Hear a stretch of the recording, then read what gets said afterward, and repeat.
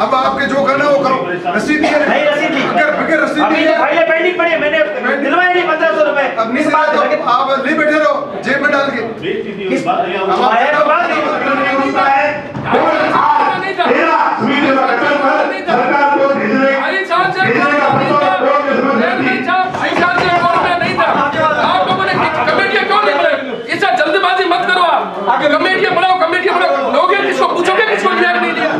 हमला करके और क्यों क्योंकि आप अपने कोर्ट में 3 फांसी हो गया, बाकी वाले जो बैठे वो फांसी नहीं है, वो चुनकर भी आएंगे। अब जब अगले बिंदु पर चर्चा कर रहा है सर। एक मिनट जवाब दीजिए। ये सर्कुलर आया था 6/12/2021 को कि पहले जिसके स्टेट ग्रांट एक्ट के पट्टे बने। बाड़मेर नगर परिषद की साधारण सभा की बैठक लंबे समय के बाद हुई और आज बाड़मेर के विधायक मेवाराम जैन, सभापति दीपक माली और पार्षद यहाँ मौजूद थे। कई मुद्दों पर हंगामा हुआ, कई मुद्दों पर चर्चा हुई। विधायक साहब हमारे साथ हैं, इन्हीं से बात करते हैं। सर, सबसे गंभीर मुद्दा तो ये कि नंदी गौशाला जो आपका मुख्यमंत्री जी का ड्रीम प्रोजेक्ट है, प्रतिपक्ष ने उसके ऊपर आरोप लगा दिए कि यहाँ पर एक तरीके का घोटाला हो रहा है, स्कैम हो रहा है। प्रतिपक्ष ने जो बात कही और उसमें हमने उसी समय कमेटी बना दी कि कमेटी 15 दिन के अंदर इसकी जांच करके और निर्णय करेगी। किसी तरह से कोई भ्रष्टाचार बर्दाश्त नहीं होगा। रंदीशाला में तो प्रश्न ही नहीं उठता। तो इसलिए मीटिंग में हमने 5 मिनट ही नहीं लगाए। जो भी उन्होंने आरोप लगाए हैं वो किस तरह से लगाए, क्यों लगाए, वो जाने, उनका काम जाने। हमारा दायित्व है कि जो आवारा पशु है बाड़मेर में उन आवारा पशुओं से मुक्ति मिले, उसके अंदर उनकी अच्छी व्यवस्था हो और ईमानदारी के साथ हो।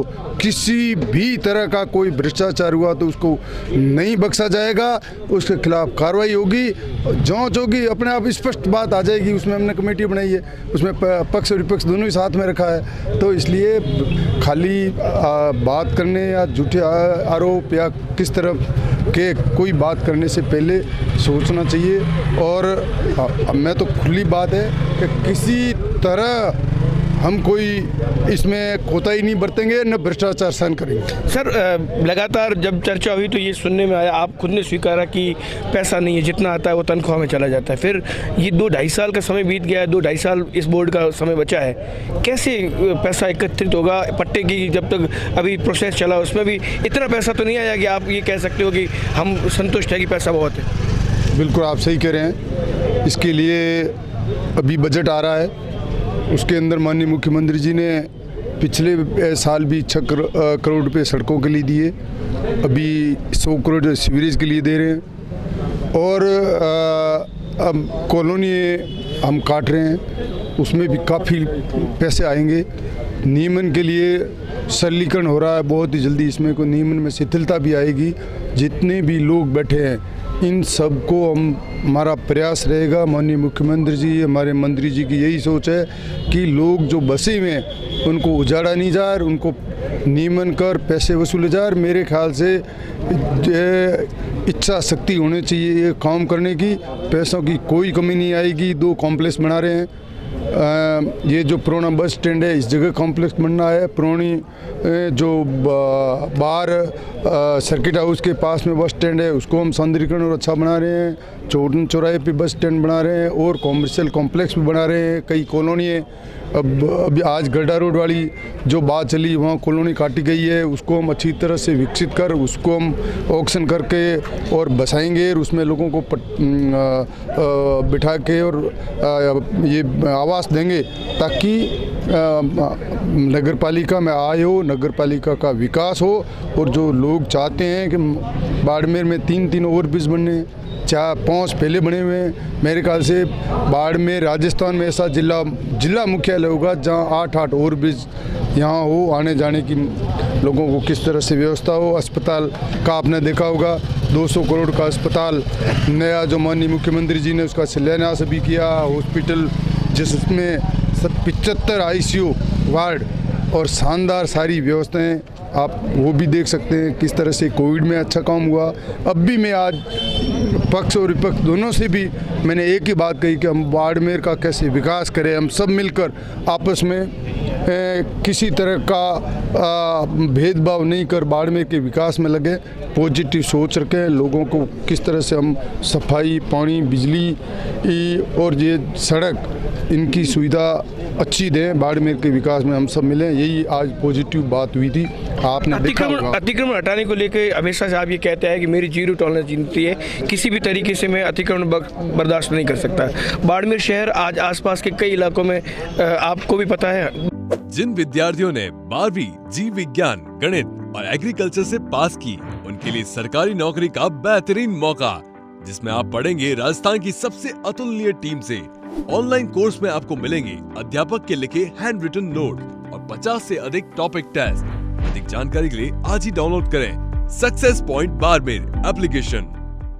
बाड़मेर की जनता भी जानती है कि अतिक्रमणकारियों की भीड़ एकाएक बढ़ गई है। बाड़मेर सामान्य जिला नहीं रहा जहाँ पे लाख, 2 लाख, 3 लाख में प्लॉट बिक जाए। आसपास की ज़मीन करोड़ों की यहाँ पे ज़मीनें हैं। लगातार अतिक्रमण बढ़ रहे हैं, ज़मीनें आपके पास सीमित है, आपका क्षेत्र बढ़ाया नहीं गया है, इसको लेकर क्या सोच रहे हैं? बिल्कुल, आप अतिक्रमण की बात कर रहे हो, इस पर हम सख्त हैं। जिला कलेक्टर की अध्यक्षता में अभी 7 दिन पहले मीटिंग हुई, एक कमेटी भी बनाई गई है, चारों तरफ सर्वे होगा और जो भी जो अतिक्रमण कर रहे हैं उनके खिलाफ भी कार्रवाई होगी, रोका भी जाएगा, कुछ अतिक्रमण तोड़े भी जाएंगे, जो पुराने बैठे हैं उनका नियमन भी किया जाएगा और भविष्य में अतिक्रमण नहीं हो उसके लिए पाबंद भी किया जाएगा कि भाई अतिक्रमण नहीं हो। और आपने ठीक कहा कि जिस तरह से आबादी बढ़ रही है तो हम उसके लिए कॉलोनियाँ काट रहे हैं, उसके लिए यूआईटी है, नगर परिषद है, नगर परिषद की सीमा का विस्तार भी हम करने जा रहे हैं। अब सर मैं इसी बात से जोड़ रहा हूँ, यूआईटी की ज़मीनें अवैध रूप से वहाँ पे कॉलोनियाँ कट चुकी है, यूआईटी को पता ही नहीं है। नगर परिषद की ज़मीनें वहाँ पे विद्युत विभाग और जलदाय विभाग ने कनेक्शन दे दिया, आपको पता ही नहीं है। ये सारी की सारी जो है वो बिना शय के तो हो नहीं सकती, या तो अफसरों की शय या फिर जनप्रतिनिधियों की शय किसकी है सर? इसके पड़ताल तो आपको करनी पड़ेगी। मैंने यही बात कही कि जिला कलेक्टर की अध्यक्षता में कमेटी बनी है, उस कमेटी के अंदर एसडीएम है, यूआईटी का सेक्रेटरी है, कमिश्नर नगर परिषद है, तहसीलदार है, इन सब की कमेटी बनी है, इन सभी का सर्वे करेगी कि जो भी अतिक्रमी जो गरीब है बैठा है उनको तो हम किसी तरह से नहीं छोड़ेंगे, जो भूमाफिया हैं उनके खिलाफ सख्त कार्रवाई होगी और सर्वे हो रहा है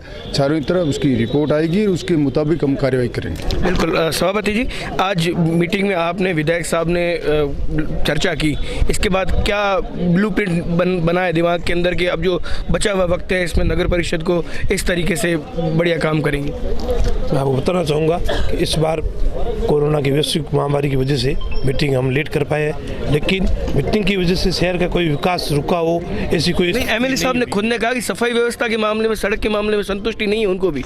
मैं बताना चाहूँगा कि जिस तरह से शहर बढ़ा है, कर्मचारियों की कुछ कमी भी है, तो उसके लिए मैं समय हर चीज़ की मॉनिटरिंग करता हूँ और जहाँ से भी मैं सोशल मीडिया पे भी मेरे पार्षदों के ग्रुप बनाए हुए हैं, मैं हर पार्षद का जवाब और जो भी समस्या मेरे सामने जो मेरे संज्ञान में आती है, ये मुझे पार्षद का मैसेज आता है, तुरंत मैं सफाई कर्मचारी तक बात करता हूँ और बाइक पे पूरे बाड़मेर की हर गली हर मोहल्ले में मैं समय मॉनिटरिंग करता हूँ और जो भी समस्या हमारे सामने आ रही है, जैसे कि नाले की समस्या मैंने नोट की आई, तो ये नाला जो पूर्व में बढ़ाया हुआ था, उसको आरसीसी से पैक किया हुआ था और यहाँ की कुछ जनता भी जागरूक न होने की वजह से वो कचरा नाले के अंदर डाल देते, तो कई समस्या हमारे सामने आ रही है। तो जैसे जैसे समस्या आ रही है उससे तीव्र गति से निराकरण कर आने वाले समय में आपको बाड़मेर शहर एकदम साफ सफाई आप बढ़िया करा रहे हैं, लेकिन लोगों का ये आरोप है कि लक्ष्मी श्रीनिवास से जैसे ही बाल मंदिर तक आपकी जेसीबी जाती है, सेवा सदन के आगे से आपका पता नहीं सरेंडर हो जाता नगर परिषद का। नहीं, ये आरोप निराधार है। मैं आपको बताना चाहूँगा कि सेवा सदन तक ही नाला जाम है, आगे जो सीढ़ियाँ बनी उसके आगे जो सीढ़ियाँ बनी हुई है,